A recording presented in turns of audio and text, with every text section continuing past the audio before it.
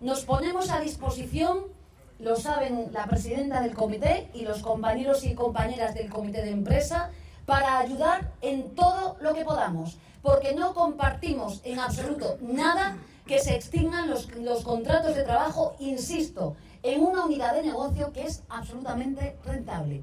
Y 3, estamos aquí también para mandar un mensaje fuerte.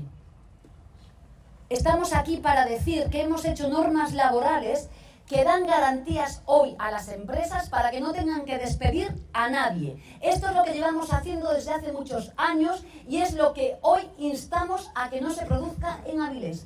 Por tanto, con toda la solidaridad, con todo el apoyo, podéis contar con el Gobierno de España, con el Ministerio de Trabajo y de Economía Social.